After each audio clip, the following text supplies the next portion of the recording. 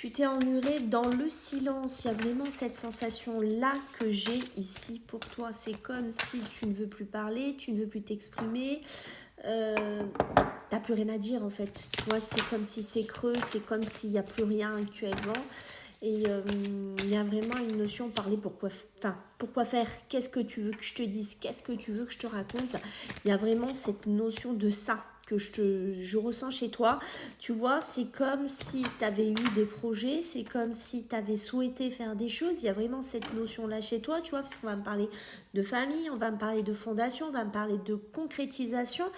Et c'est comme si tu te rends compte que dans la relation dans laquelle tu t'es investi, dans laquelle tu es actuellement, ça sert à rien en fait, tu vois, il y a même plus besoin de parler parce que c'est désespérant en fait. Tu sens que dans cette relation, la personne avec qui tu es, il n'y a pas d'investissement de sa part. Cette personne-là, en fait, finalement, j'ai pas envie de dire qu'elle s'en fout, mais elle est là, elle vit l'instant présent et puis elle a aucun projet, elle a aucune, si tu veux, vibration comme toi. Vous vibrez pas de la même façon. Alors certes, tu essayes de le prendre sur toi, tu essayes de ravaler, tu essayes vraiment de trouver un équilibre, mais on sent qu'à la longue, tu vois, j'ai vraiment cette sensation, c'est bloqué là. C'est comme si tu vois, tu commences finalement à te rendre compte qu'avec le temps, tu vois, on va me parler d'espace-temps, tu as l'impression que finalement, ouais, tu vas pas aller loin avec cette personne. Alors, c'est vrai que tu as peur de partir, tu as peur de le laisser, tu as peur de le trahir parce que tu te dis, bon, bah, ça serait pas cool aussi que finalement je le laisse comme ça ou que je la laisse comme ça, mais en même temps tu sens que finalement c'est un truc de fou ton tirage comme d'hab, hein, tu le sais. Finalement cette non-conversation, ces dialogues, ce silence que tu as, tu le sais que c'est pas bon, tu sais que c'est un peu comme si c'est un volcan, tu vois, qui dort, mais tu sais que tu sens que ça se remplit, ça se remplit, ça se remplit, et tu es en train de te rendre compte qu'au fil du temps, mais